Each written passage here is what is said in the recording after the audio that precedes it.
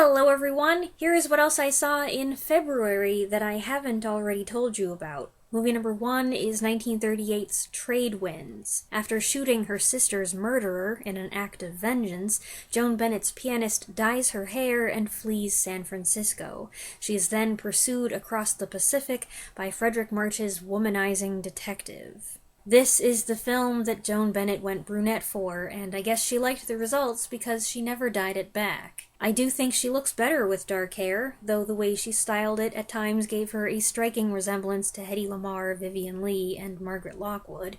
It worked for her, though. Maybe she felt that being a blonde made her look too much like her sister Constance, also an actress, or the dark hair helped her land stronger roles. Whatever the case, it suits her. This movie has a strong start, with a couple moments that made me say, oh, I can't believe she did that. But soon I noticed a pattern. Whenever Bennett isn't in a scene, this dramatic thriller turns into a comedy. Frederick March plays an incorrigible ladies' man and mischief maker. He is flanked by his amorous and greedy secretary, played by Ann Sothern, and his fellow detective, a bumbling moron, played by Ralph Bellamy, ditching his usual straight man persona. This could be fine on its own. These characters are engaging and there's some fun silliness there, but unfortunately, at times it felt like they took two different scripts, and forced them together. I hoped that once the storylines intersected, the tone would even out, but that didn't really happen. I don't mind if it wants to be goofy, but A, the comedy could have been funnier, and B, the film dragged on a bit too long. It could have been 15 minutes shorter if they'd just trimmed off some of the fat, and then it might have been more consistent as well.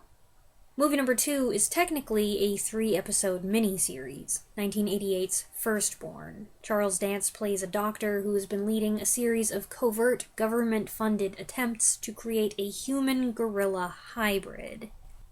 The 7th experiment succeeds, but the longer the baby clings to life, the more difficult it becomes to keep its true origin a secret. I stumbled across this title a few months ago when I was researching something else, I don't remember what, and I found it on YouTube, added it to my playlist, and then didn't have an opportunity to watch it until a couple weeks ago, and in that interim, I completely forgot what it was about.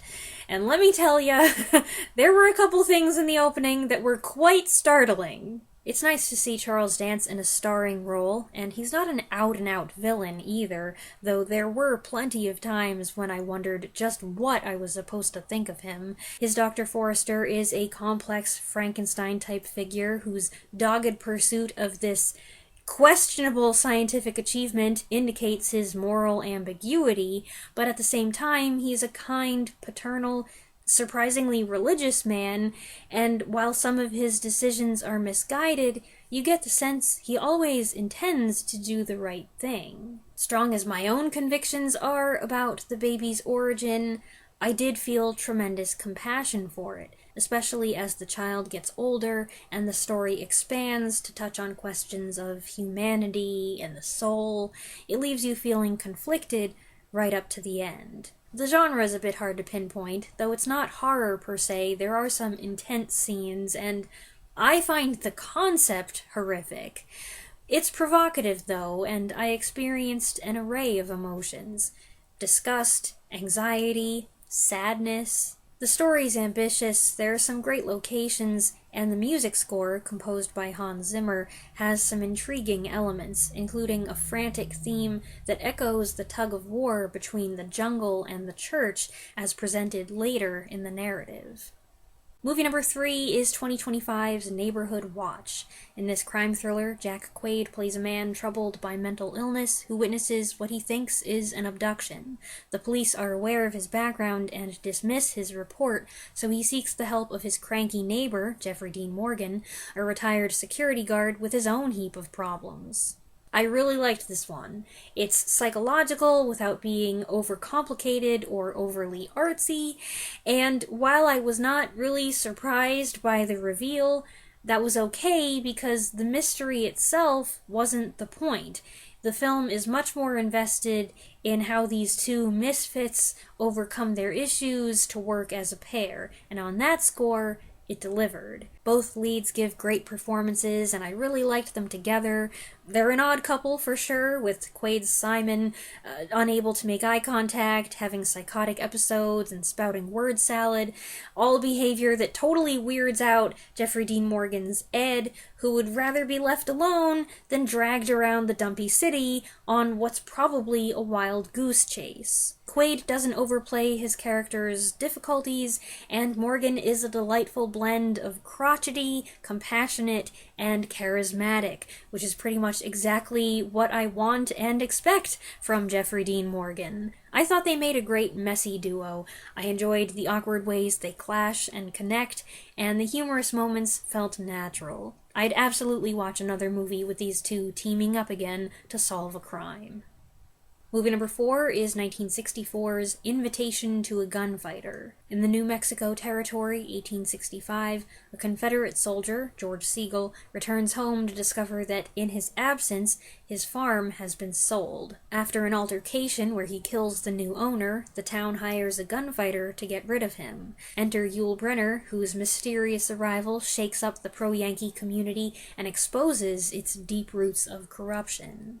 I was liking this until I wasn't. It's got a lot going on, there are a lot of ideas, a lot of different conflicts, racial tension, a bit of a romantic rectangle. Maybe it's too much. It has an exciting start, but it doesn't maintain that energy, breaking down into a drama where people speak in tense voices while staring at each other, and half the time you wonder what exactly they're talking about and whose side you're supposed to be on anyway. Yul Brynner is the cool guy, no doubt, ruffling feathers and doing some really nice things on the sly. But then he goes kind of nuts all of a sudden, and I was like, am I supposed to applaud what he's doing? Add in a couple random goofy moments, and the result is something that I just didn't really enjoy when all's said and done. Janice Rule co-stars as the level-headed woman caught in the middle of the conflict, and Pat Hingle is the smarmy rich man who owns most of the town. And here's a fun note, the place his character lives has to be the Bates house. We only see the exterior from 3 angles, but I'm pretty sure about this. And also, look, it's William Hickey again! It was just a couple months ago that I was amazed when I recognized him, finally, in A Hobo's Christmas, and here he is again. Am I going to start seeing him everywhere now? Movie number 5 is 2019's Danger Close, The Battle of Long Tan. In this Vietnam War film, a company of young, inexperienced Australians and New Zealanders, most of them conscripted to aid the US and the South Vietnamese, find themselves surrounded by the enemy, whose numbers are far greater than estimated. It's an account of a true story, and according to the film's notes at the end, the heroism of these soldiers on this day in August 1966 wasn't officially recognized in Australia until decades later. The film's kind of rough at first, as the characters are introduced, the dialogue seems kind of off, and everything's loosey-goosey, and I couldn't decide if this was to reflect the situation, reflecting the Australian attitude, personality traits, or if it was just kind of poor writing. I did get used to it though, and we moved past that, and as I ought to have expected, that lackadaisical attitude ends up being a factor as these inexperienced boys are plunged into a horrifying situation, forced to act fast and think like shrewd, hardened professionals. Once the combat began, the film became tense and engrossing. It has some stylized action shots. There are a couple bits of slow motion here and there. I'm not a big fan of that, but one shot I particularly liked starts out at the protagonist's position, pulls up, and then zooms through the forest to show the Viet Cong alarmingly close and approaching en masse. I thought that was very well done. There are a few spots where the dialogue is iffy, but it pulls itself together, and while it's not as violent or gory as some other modern war productions, the battle sequences are really good, and there are a couple powerful moments that honor the fallen. Movie number 6 is 1995's Cold Comfort Farm. Recently orphaned aspiring writer Flora Post, Kate Beckinsale, reaches out to distant relatives hoping someone interesting will invite her for a visit. One response is full of mystery and intrigue, so she departs the city to stay at the rustic and allegedly cursed Cold Comfort Farm, whose eccentric inhabitants are kept in line by reclusive matriarch Ada Doom, who years ago saw something nasty in the woodshed. Several of you mentioned this movie a few weeks ago when I reviewed Kate Beckinsale's 1996 outing as Emma Woodhouse, so I decided to revisit it. I had already seen it a long time ago, and I read the book back in 2014, according to my records, but I must have forgotten a lot because I barely recognized most of this. My mom, on the other hand, who told me multiple times that she had never seen it, said within a few minutes, "Oh, I've seen this before." This offbeat early 1930s comedy and rural parody has quite the cast. Beckinsale is chic and charming, winning her relatives over one by one simply by listening to them, offering suggestions, and refreshing their grimy lives with a little tidying up. Distinguished co-stars include a hilariously deranged Eileen Atkins, Ian McKellen, Joanna Lumley, Stephen Fry, who delivers very Stephen Fry-esque dialogue, and Rufus Sewell as the randy but woman-hating grandson. My mom and I both agree that Rufus Sewell, who is aging like fine wine, is more attractive when he's older, but come on, he's a hottie here, too. And I love the twist with his character, who's this dangerously carnal creature who suddenly becomes a friendly and wholesome ally. It's a cheeky film with a sprinkling of innuendo, some of it subtle enough to miss, some of it not so subtle. Flora's own romance I find a bit anticlimactic, and I remember feeling that way about the book as well. But it's a very amusing and diverting film, the type that gets progressively funnier as it goes on, and the peculiarities and absurdities pile up. I particularly enjoyed the over-the-top scenes with Harry Ditson's Mr. Neck. He's a side character, but he has some of the best lines. Movie number 7 is 1947's It Always Rains on Sunday. Googie Withers plays a married woman who helps her former boyfriend hide out from the police after he escapes from prison. She spends the day trying to keep him out of sight from the family, while some of them have their own secrets they're keeping.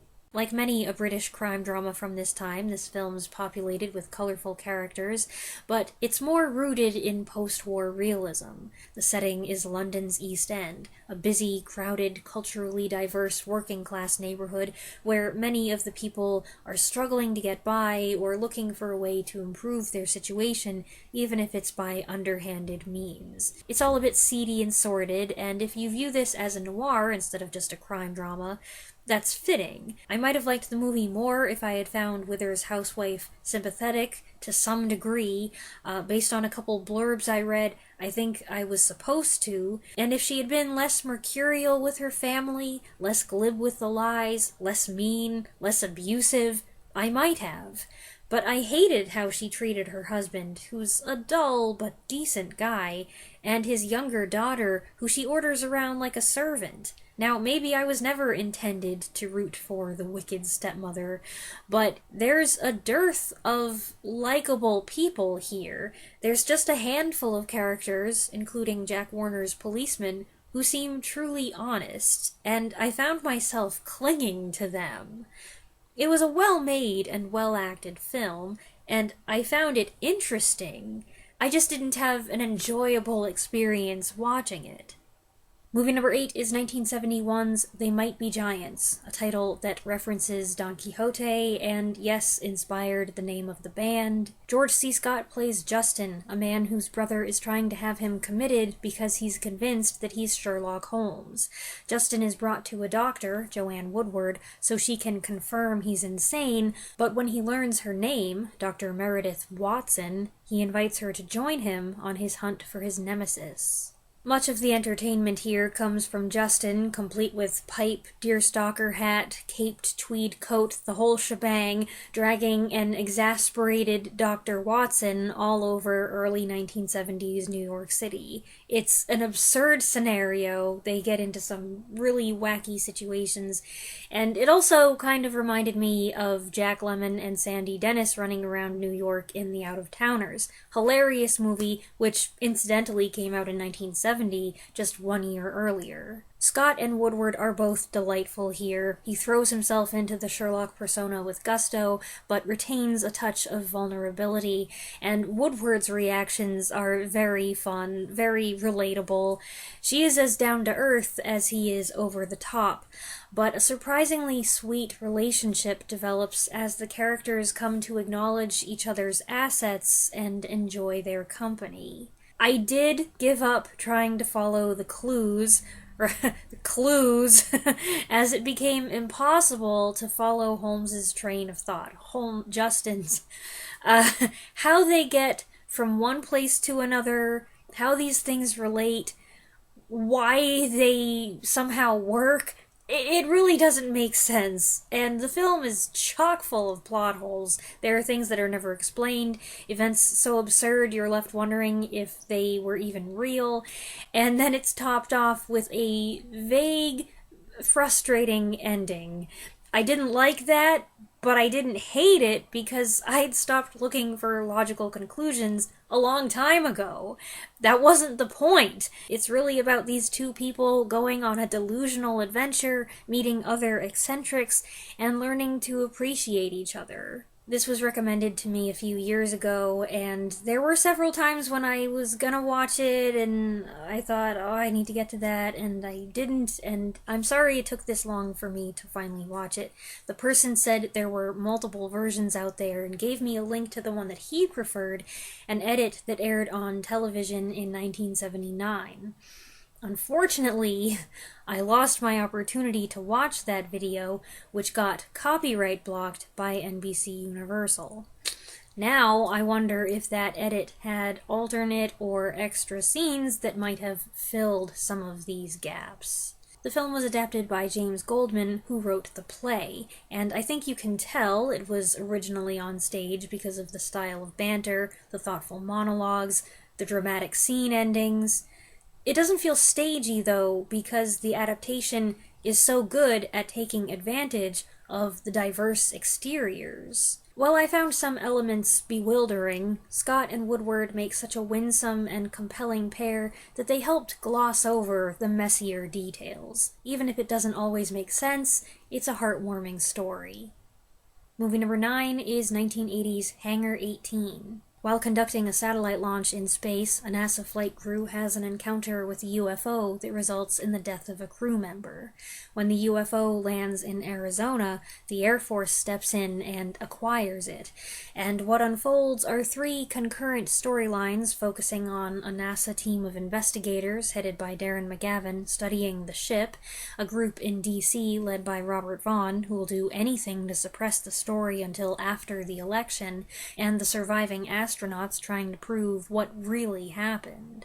While this is science fiction and there are aliens present, this is more of a conspiracy thriller. That's the brunt of the focus. There's attempted murder and car chases. It reminded me of 1977's Capricorn 1 in several ways. Also, thematically, Roswell, the 1994 TV movie. The effects are so-so. Some of them are fine, some of them don't hold up so well. So it's probably a good thing that this isn't really an effects-heavy, effects-driven film. I was most surprised when they unveiled the alien ship. It's so bulky, quite different from the sleek designs we typically see in films like this.